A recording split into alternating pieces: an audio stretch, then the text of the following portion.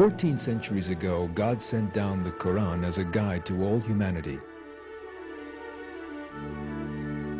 At the time, the Arab community was in a state of complete degeneration and chaos, but the light brought by the Quran changed it miraculously.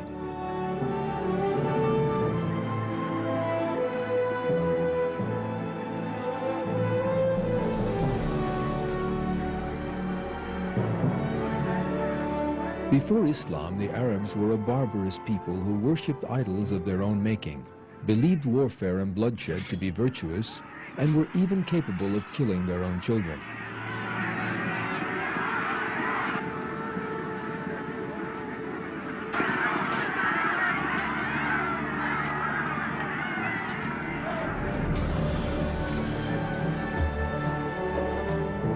However, through Islam, they learned humanity, respect, love, compassion, justice, and civilization.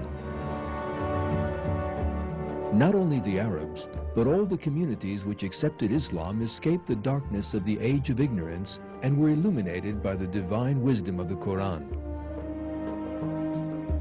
Amongst the wisdom the Quran brought people was scientific thinking.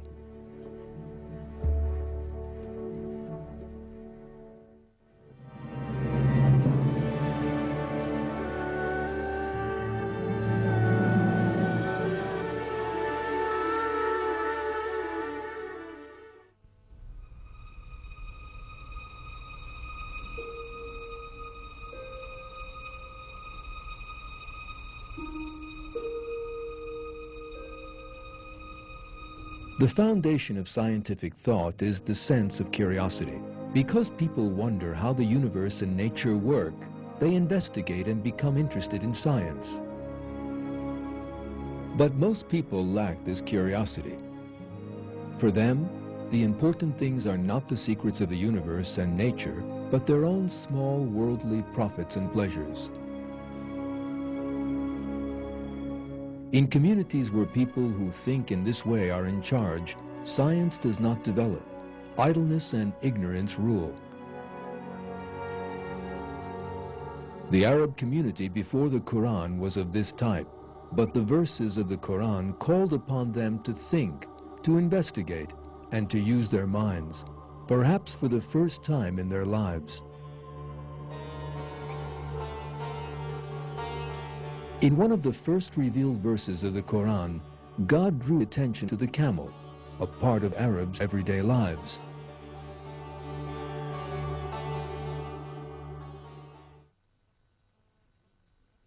Have they not looked at the camel, how it was created, and at the sky, how it was raised up, and at the mountains, how they were embedded, and at the earth, how it is spread out?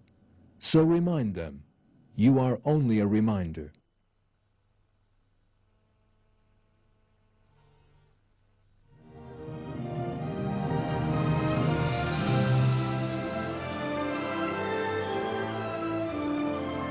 In many other verses of the Quran, people are instructed to examine nature and learn from it because people can know God only by examining His creations.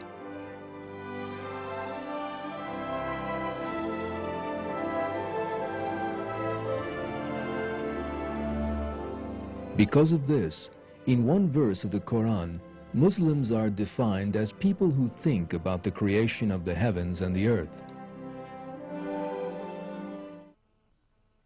Those who remember God, standing, sitting, and lying on their sides, and reflect on the creation of the heavens and the earth, saying, Our Lord, you have not created this for nothing.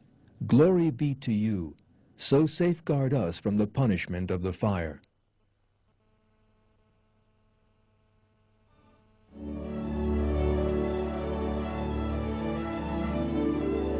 As a result of this, for a Muslim, taking an interest in science is a very important form of worship.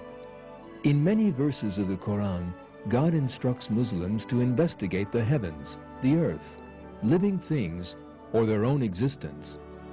And think about them. When we look at the verses, we find indications of all the main branches of science in the Quran. For example, in the Quran, God encourages the science of astronomy like this. He who created the 7 heavens in layers. You will not find any flaw in the creation of the All-Merciful. Look again. Do you see any gaps?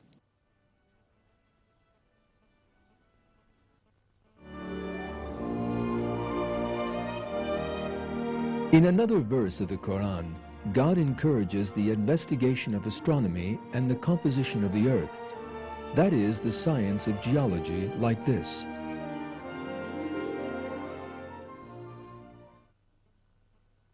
Do they not look at the sky above them? How we have made it and adorned it, and there are no flaws in it.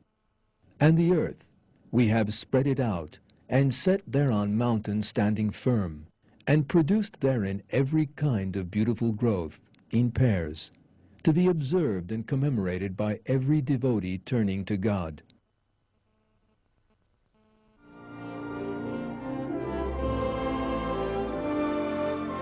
In the Quran, God also encourages the study of botany.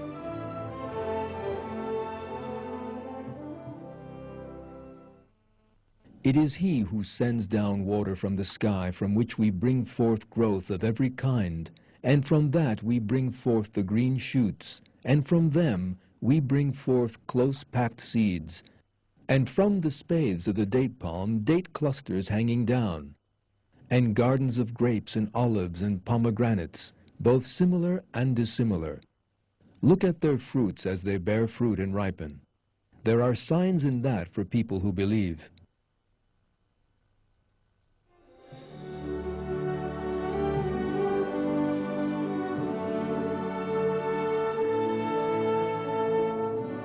In another verse of the Quran, God draws attention to zoology.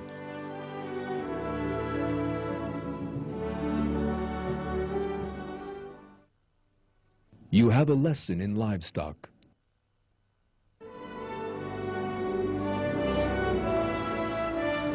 Here is a Quranic verse about the sciences of archaeology and anthropology. Have they not traveled in the earth and seen the final fate of those before them?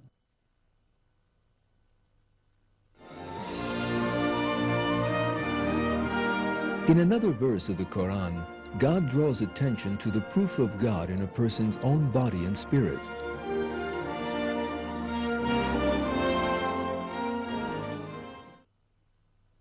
There are certainly signs in the earth for people with certainty, and in yourselves as well. Do you not then see?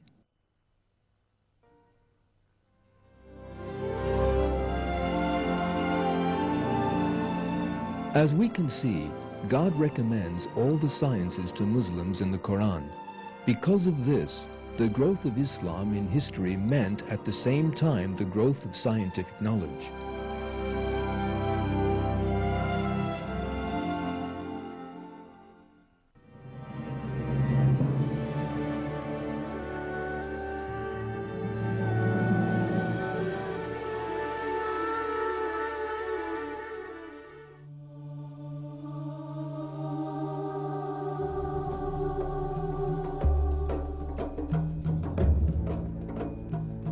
When the Prophet Muhammad, peace be upon him, began to preach Islam, the Arabs were a community of ignorant, superstitious tribes.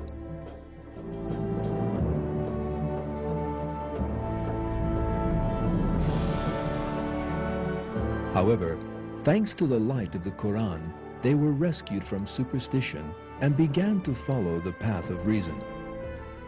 As a result of this, one of the most astonishing developments in world history took place, and in a few decades, Islam, which emerged from the small town of Medina, spread from Africa to Central Asia. The Arabs, who previously could not even rule a single city in harmony, came to be rulers of a world empire.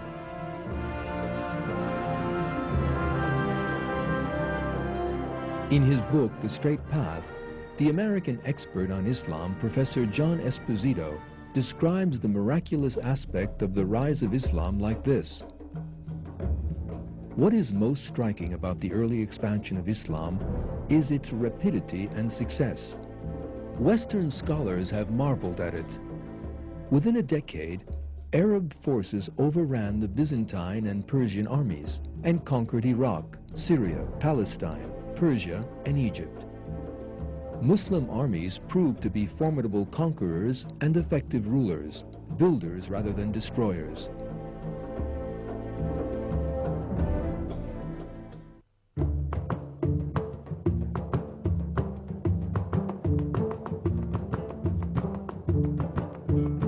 When different peoples, including the Turks, accepted Islam of their own free will, the Islamic Empire grew even more, and it became the greatest power in the world during that period.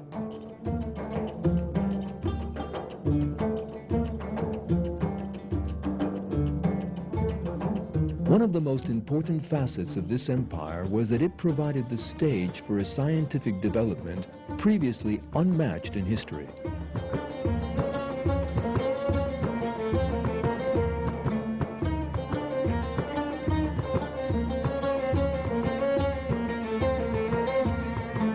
At a time when Europe was living through the Dark Ages, the Islamic world created the greatest legacy of scientific knowledge seen in history to that date. The sciences of medicine, mathematics, geometry, astronomy, and even sociology were developed systematically for the first time.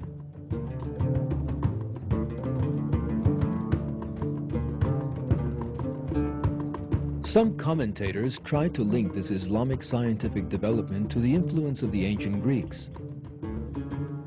But the real source of Islamic science was the experimentation and observations of Muslim scientists. In his book, The Middle East, Professor Bernard Lewis, an expert in Middle Eastern history, explains it like this. The achievement of medieval Islamic science is not limited to the preservation of Greek learning, nor to the incorporation in the corpus of elements from the more ancient and more distant East. This heritage, which medieval Islamic scientists handed on to the modern world, was immensely enriched by their own efforts and contributions. Greek science, on the whole, rather tended to be theoretical. Medieval Middle Eastern science was much more practical, and in such fields as medicine, chemistry, astronomy, and agronomy, the classical heritage was clarified and supplemented by the experiments and observations of the medieval Middle East.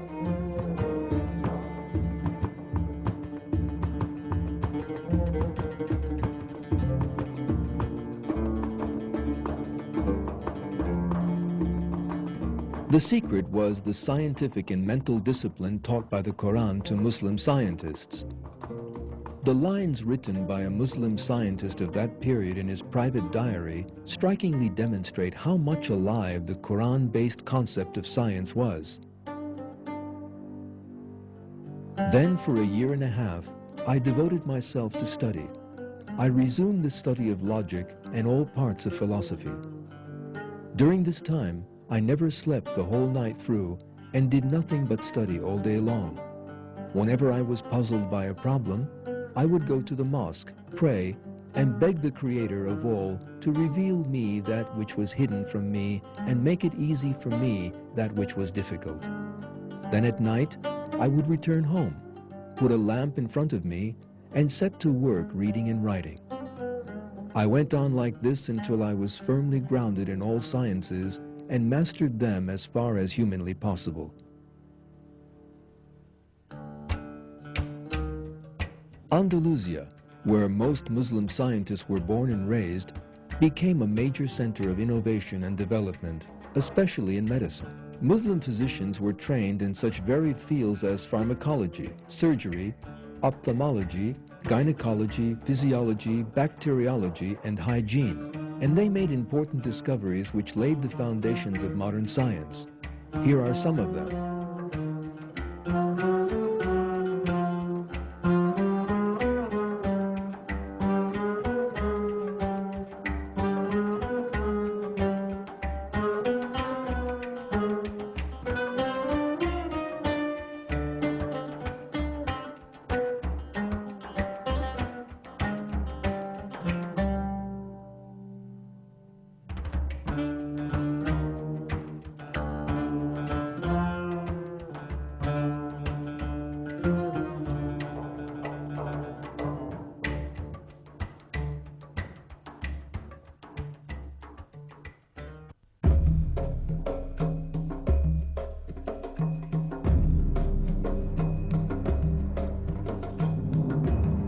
The advanced scientific culture of the Islamic world paved the way for the Western Renaissance.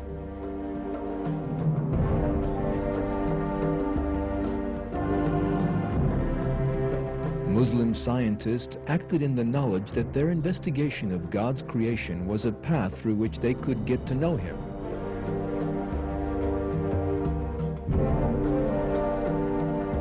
With the transfer of this mentality to the Western world, the advance of the West began.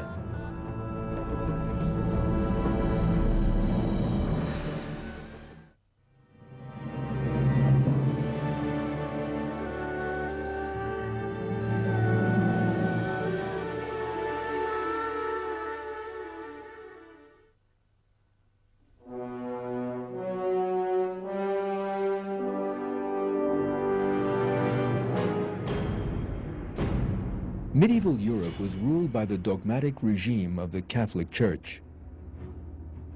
The Church opposed freedom of thought and pressured scientists. People could be punished by the Inquisition simply for holding different beliefs or ideas. Their books were burned, and they themselves were executed.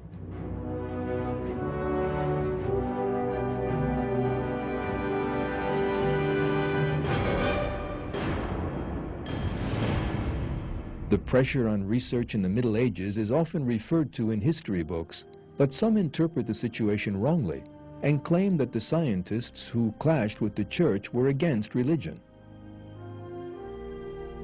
The truth is the exact opposite. The scientists who opposed the bigotry of the Church were religious believers. They were not against religion, but against Church dogma. For example, the famous astronomer Galileo, whom the Church wanted to punish because he stated that the world rotated, said, "I render infinite thanks to God for being so kind as to make me alone the first observer of marvels kept hidden in obscurity for all previous centuries." The other scientists who established modern science were all religious. Kepler, regarded as the founder of modern astronomy, told those who asked him why he busied himself with science, "I had the intention of becoming a theologian, but now I see how God is, by my endeavors, also glorified in astronomy, for heavens declare the glory of God." As for Newton, one of the greatest scientists in history, he explained the principle underlying his zeal for scientific endeavor by saying, "He, God, is eternal and infinite, omnipotent and omniscient. That is, His duration reaches from eternity to eternity, His presence from infinity to infinity. He governs all things and knows all things that are or can be done. We know Him only by His most wise and excellent contrivances of things. We reverence and adore Him as His servants."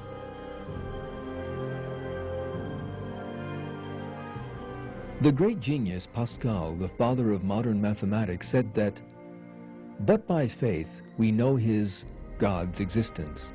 In glory we shall know His nature."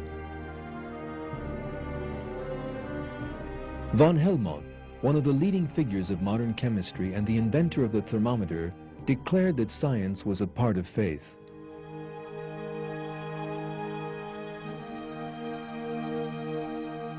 Georges Cuvier, the founder of modern paleontology, regarded fossils as surviving proofs of the creation and taught that living species had been created by God. Carl Linnaeus, who first systematized scientific classification, believed in the creation and stated that the natural order was a significant proof of God's existence. Gregor Mendel, the founder of genetics, and also a monk, believed in creation and opposed the evolutionary theories of his time, such as Darwinism and Lamarckism. Louis Pasteur, the greatest name in the history of microbiology, proved that life could not be created in inert matter and taught that life was a miracle of God. The famous German physicist Max Planck said that the creator of the universe was God and stressed that faith was a necessary quality of scientists. Albert Einstein, regarded as the most important scientist of the 20th century, believed that science could not be godless and said, "Science without religion is lame." A large number of other scientists who guided scientific history were religious people who believed in God.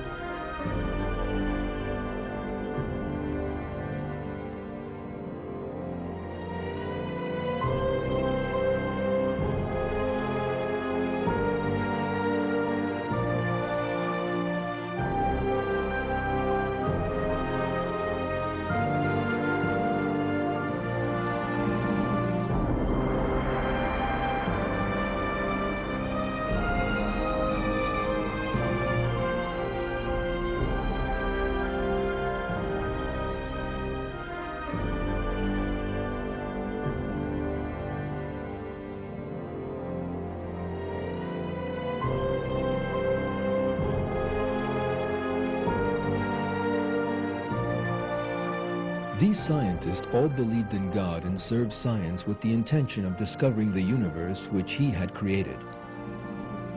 As God decreed in the Quran, they thought about the creation of the heavens and the earth and investigated in the awareness of God. The birth of science and its development were the result of this awareness.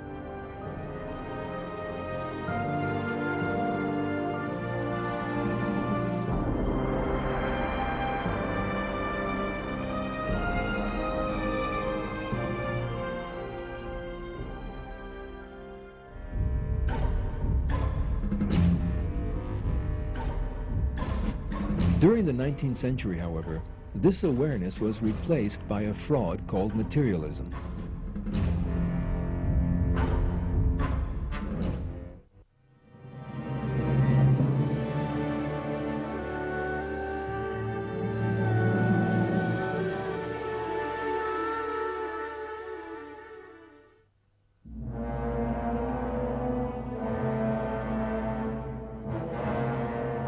The 19th century was a period which witnessed the greatest errors in human history.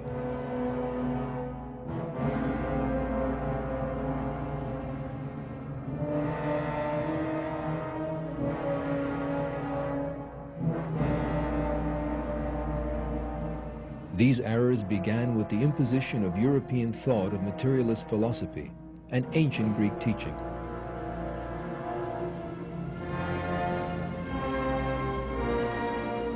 The greatest error of this period was Darwin's theory of evolution.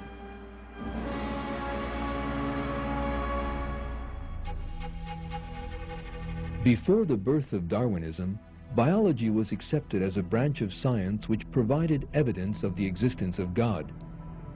In his book, Natural Theology, the famous biologist William Paley maintained that, to the extent that every clock proves the existence of a clockmaker, natural designs prove the existence of God.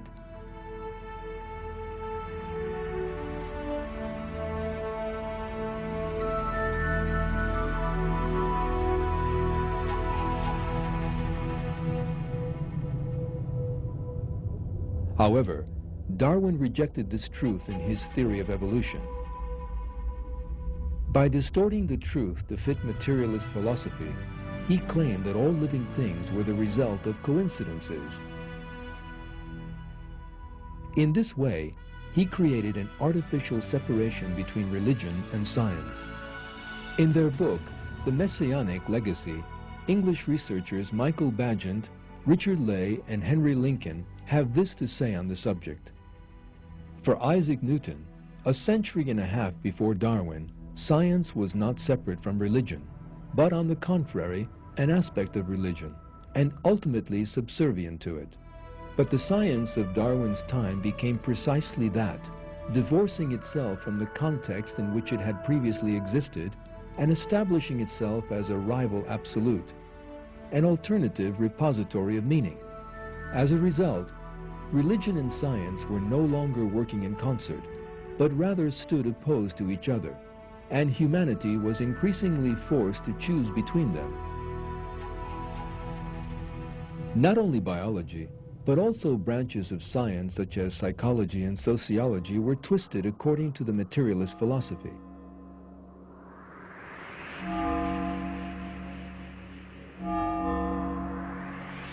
Astronomy was distorted according to the materialist dogmas of ancient Greece.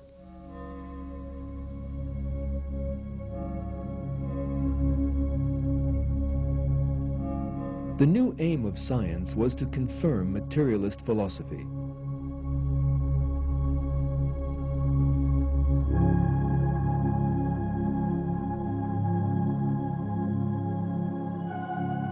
These incorrect ideas have dragged the scientific world into a dead end for the past 150 years.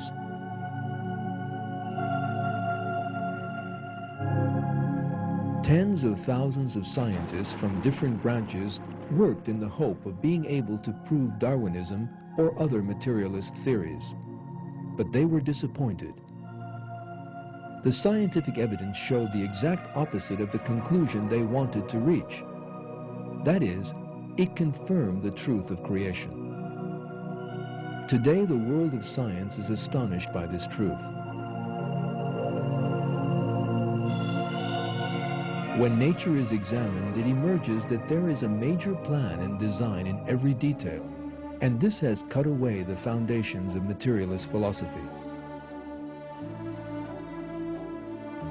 For example, the extraordinary structure of DNA shows scientists that it is not the result of an accident.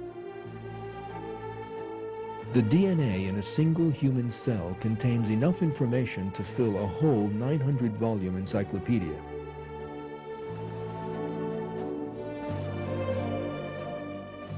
Gene Myers, a scientist from the Celera company which administers the Human Genome Project, says this: "What really astounds me is the architecture of life.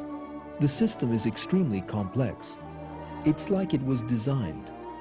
There's a huge intelligence there." The astonishment affects the whole scientific world. Scientists are viewing with surprise the invalidity of the materialist philosophy and Darwinism, which they were taught as truth, and some of them are declaring this openly. In his book, Darwin's Black Box, one of these figures, the American professor of biochemistry, Michael Behe, describes the situation of the scientific world like this: "Over the past 4 decades, modern biochemistry has uncovered the secrets of the cell. The progress has been hard-won. It has required tens of thousands of people to dedicate the better parts of their lives to the tedious work of the laboratory. The result of these cumulative efforts to investigate the cell, to investigate life at the molecular level, is a loud, clear, piercing cry of design. The result is so unambiguous and so significant that it must be ranked as one of the greatest achievements in the history of science. But no bottles have been uncorked, no hands clapped. Why does the scientific community not greedily embrace its startling discovery? The dilemma is that while one side of the issue is labeled intelligent design, the other side must be labeled God.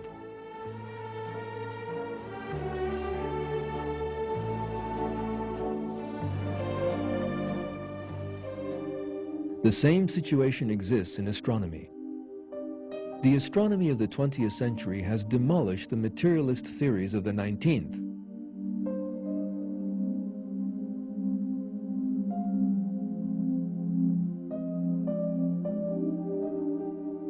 First, with the Big Bang theory, it emerged that the universe had a beginning, the moment of creation.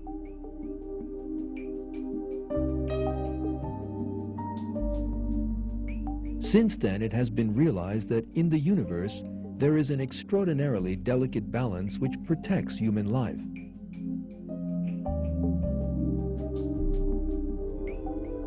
For these reasons, in the world of physics and astronomy, atheism is in rapid decline. As American physicist Robert Griffiths jokingly remarks, "If we need an atheist for a debate, I go to the philosophy department. The physics department isn't much use."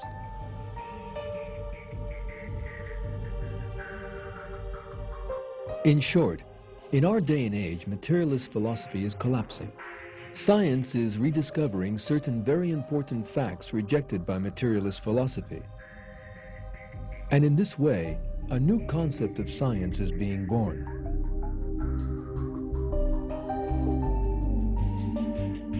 For example, the famous Australian microbiologist Michael Denton states that the complex organs of living things cannot be explained by evolution.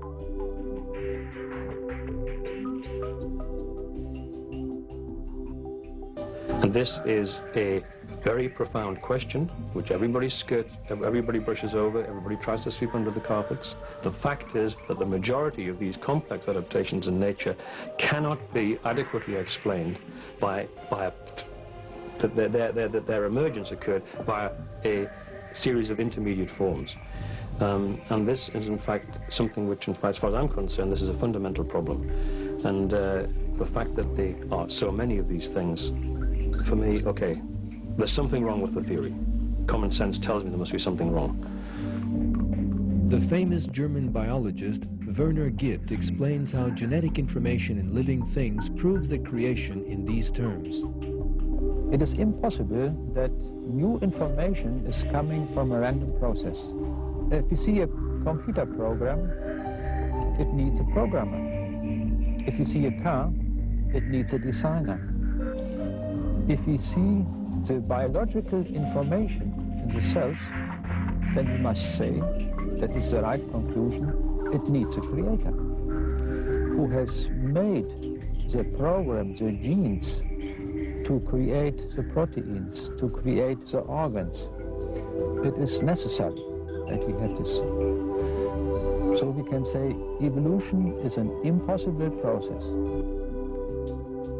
The American professor of biochemistry, Michael Behe, explains why the creation is a scientific fact.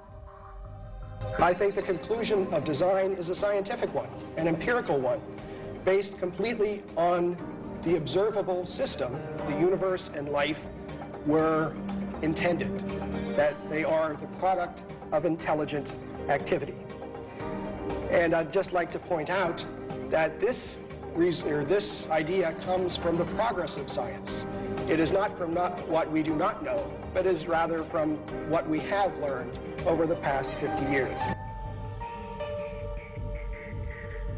The American philosopher Philip Johnson summarizes the conclusion science has reached like this: that we are here as the products of an intelligent creator that brought about our existence for a purpose.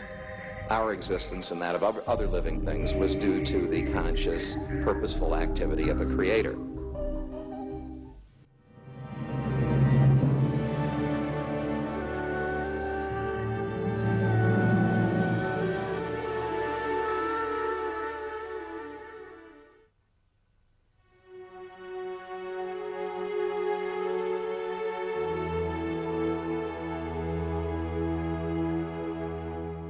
God created the entire universe, and the whole of creation shows humanity the signs of God. Science is the method of investigating what has been created, so conflict between religion and science is out of the question.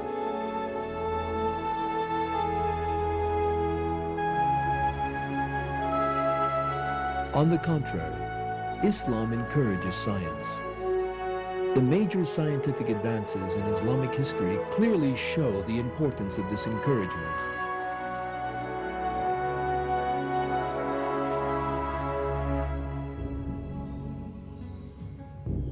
Today, the 19th century theories which tried to confuse science with materialist philosophy have lost their validity.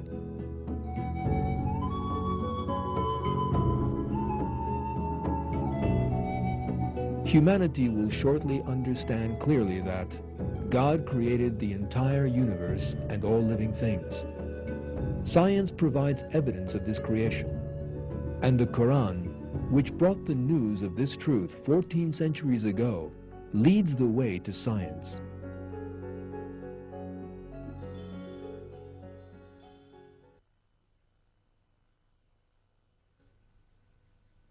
It is a book we have sent down to you, full of blessing, so let people of intelligence ponder its signs and take heed. This is my path, and it is straight, so follow it. Do not follow other ways, or you will become cut off from his way. That is what he instructs you to do, so that hopefully you may do your duty.